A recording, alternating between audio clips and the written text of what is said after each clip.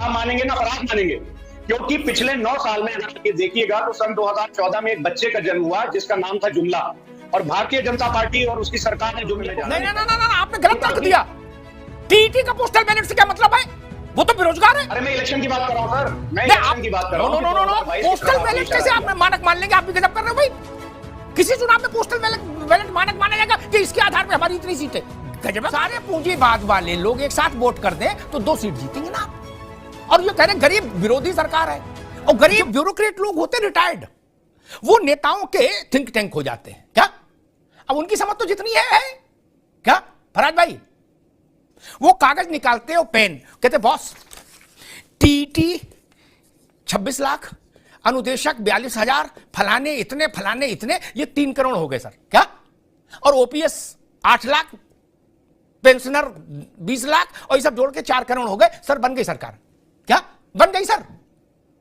आप अगले चुनाव रैली में ये बोल दीजिएगा कि इनका सबका कर देंगे। अखिलेश जी ने एग्जैक्टली यही किया था जो हम बोल रहे हैं क्या? और सपा के बड़े नेता मुझसे कहते थे बॉस कागज पे जोड़ के देख लो ना नंबर क्या? 4 करोड़ आदमी है हमारे पास, उसमें 50% छोड़ भी दीजिए तो अभी 2 करोड़ खड़ा है क्या? और सब वोटर है, जीत गए। फिर ऐसा क्यों नहीं हुआ फराज भाई? ये तो सवाल उठेगा ना। अमिताभ जी इसको थोड़ा सा फर्दर आप ये बोलिए। और समाजवादी पार्टी, आप 2022 की तरफ इशारा कर रहे हैं। 2022 में पोस्टल बैलेट से समाजवादी पार्टी को 50% से ज्यादा वोट मिले थे, और अगर आप उसको नतीजों में कन्वर्ट करिएगा तो 300 से ज्यादा की सीटें हमारी आती पोस्टल बैलेट के हिसाब से। लेकिन ये एक दूसरी बहस है, उसमें मैं जाना नहीं। आपने गलत तर्क दिया। टीटी का पोस्टल बैलेट से क्या मतलब है? वो तो बेरोजगार है। अरे मैं इलेक्शन की बात कर रहा हूं सर, मैं इलेक्शन की बात कर रहा हूं। नो, पोस्टल बैलेट कैसे आप मानक मान लेंगे? आप भी गजब कर रहे हो भाई। किसी चुनाव में पोस्टल बैलेट मानक माना जाएगा कि इसके आधार पर हमारी इतनी सीटें? गजब बात है। अमिताभ जी 2022 में पोस्टल बैलेट से हमको 50% से ज्यादा वोट मिले थे, मैं ये बताना चाह रहा हूं आपको। अरे भाई मैं ये पूछना चाह रहा हूं टोटल पोस्टल बैलेट कितना पड़ा था, यही बता दो। 25 करोड़ कितना पड़ा था जिसमें आप अपने माथे तिलक लगा रहे हो? अरे अमिताभ जी 50% से ज्यादा हमको वोट मिले। अरे मैं जो पूछ रहा हूं वो बता रहे हैं, बता मैं पूछ रहा हूं टोटल कितने करोड़ पड़ा था पोस्टल बैलेट उत्तर प्रदेश में, ये जानना मैं समझ रहा हूं। देखिए क्या है अमिताभ जी के पोस्टल बैलेट की अगर आप बात करिएगा तो पोस्टल बैलेट को एक सैंपल के तौर पे भी यूज कर सकते हैं। और एक मिनट तिवारी जी, भारत के संसदीय लोकतंत्र में नया अध्याय जुड़ गया।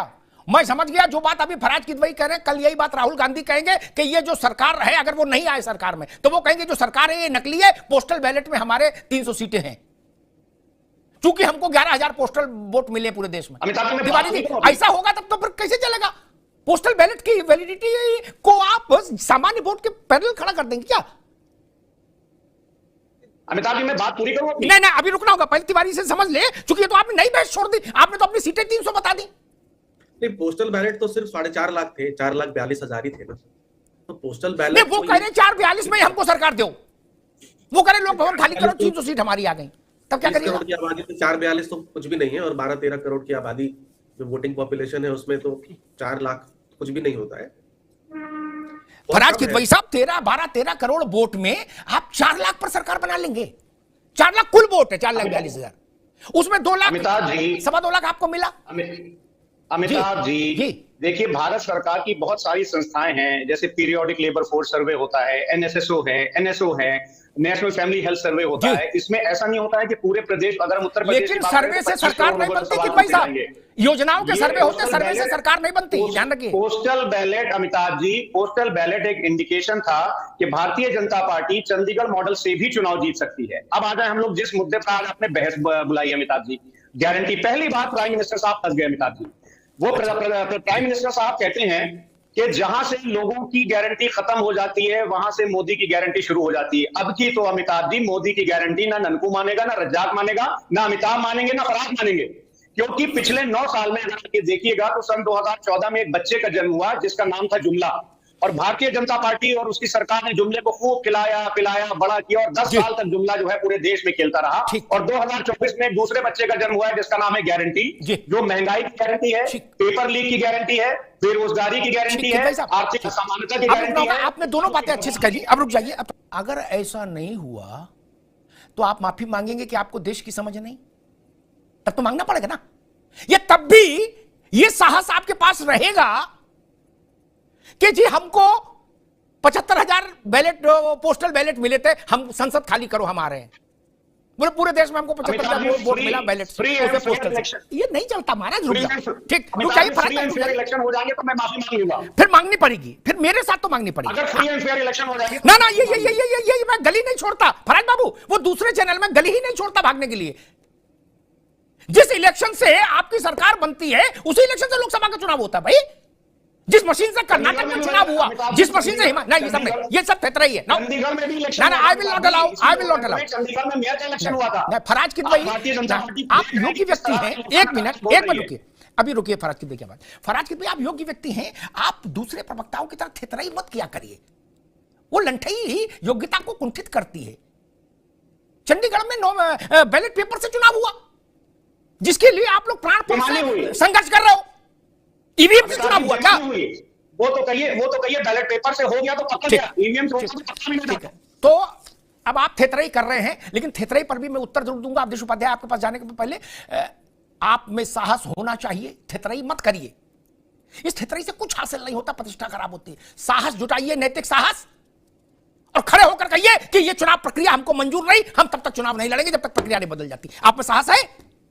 नहीं है साहस? चाहती है। अरे आप में साहस नहीं है, आप में थेतराई कर सकते हो, साहस नहीं। मैं थेतराई के साथ नहीं खड़ा हो सकता, मैं साहस के साथ खड़ा हो सकता हूं। ठीक है, भारतीय जनता पार्टी यही चाहती है। ठीक है। अरे भाई आप 14 में 5 सांसद जीते, 19 में 5 सांसद जीते, आप झंडा किस बात पे फहरा? आपने 2012 में अपने सरकार भी बनाई। अरे मैं क्या कह रहा हूं, आप क्या जवाब दे रहे हो यार? मैं कुछ जो कह रहा हूं वो तो सुना करो। मैंने कहा 2014 में आप 5 लोकसभा में जीते, 19 में 5 लोकसभा जीते, आप झंडा किस बात का फहरा रहे हो? किस बात का झंडा फहरा रहे हैं भाई? 80 में 5 जीतना कोई बहुत बड़ी प्रतिष्ठा है क्या? और दावा कर रहे पूरा प्रदेश मेरे पीछे खड़ा है। 80 में 5 ही जीते हो ना? 35% लोग खड़े हैं हमारे पीछे। 80 में 5 जीते कि नहीं? ऐसे अंडरमाइन नहीं कर सकते। अरे मैंने कर दिया, सकते का मतलब नहीं। खैर अवधेश उपाध्याय ठीक है, कर दिया मित्र, अंडरमाइन नहीं, मैं तो ओवरमाइन अंडरमाइन कुछ नहीं करता। 80 में 5 जीते आप, ये सत्य है, सत्य बदल नहीं सकता। 2 बार वोट हुआ लोकसभा के 2 अवसरों पर, आपको 5 ही सीट मिली, ये सत्य नहीं है क्या? हमको 35% वोट मिले, ये भी सत्य है। क्या इसको बदल दोगे? भारतीय जनता पार्टी नहीं, ऐसे नहीं चलेगा। डॉक्टर राज भाई, मैं सोच इस बात को लेकर परेशान हूं, थोड़ा हतप्रभ हूं कि मुझे आपकी बात में समाजवादी पार्टी के भविष्य का एजेंडा दिख रहा है कि भविष्य में सब तर्क किनारे करो, केवल ये कह दो पोस्टल बैलेट में हम जीत गए। अब सरकार ये जो बनी है नकली है, असली सरकार हमारी थी जो हमको नहीं बनाने दी गई, हमसे सरकार छीन ली गई चूंकि पोस्टल बैलेट में हम जीत गए। मुझे लग रहा है अगली बार सपा यही आर्गुमेंट लेके आएगी क्या? अमिताभ जी, अभी आपने थोड़ी देर पहले जब अमिताभ तिवारी जी से कहा कि समाजवादी पार्टी ने पोस्टल बैलेट से इलेक्शन कराने की मांग की, ऐसा बिल्कुल नहीं है। मैं ये बोल रहा था, मैंने कहा कर सकती है भविष्य में। मैं अपनी बात पे कायम हूं कि समाजवादी पार्टी पोस्टल बैलेट से इलेक्शन जीती थी। समाजवादी पार्टी और मेरी भी ये मांग है कि सरकार जो है वो फ्री एंड फेयर इलेक्शन कराए, वोटर लिस्ट में समाजवादी पार्टी और विपक्ष के नाम ना कटें, और उन पॉकेट्स में पुलिस जाकर के लाठीचार्ज ना करे, दबाव ना बनाए जहां पर समाजवादी पार्टी और विपक्ष के वोट हैं।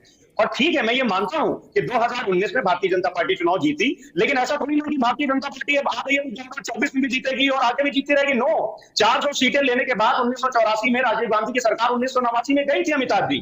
और दूसरी बात, अभी अमिताभ जी ने एक सर्वे की बात कही, तो एक सर्वे का जिक्र मैं भी कर दूं अमिताभ जी, कि ICE 360 सर्वे जो हुआ है people research on India consumer economy में, आपको पता है कि जो देश का 20% सबसे गरीब लोग हैं, उनकी आय पिछले कुछ सालों में 53% से बढ़ी है, और जो 20% रिचेस्ट है उनकी आय 39% से बढ़ी है। तो ये सरकार जो है अमिताभ जी, ये कैपिटलिज्म, कैपिटलिस्ट और पूंजीवाद को बढ़ावा दे रही है।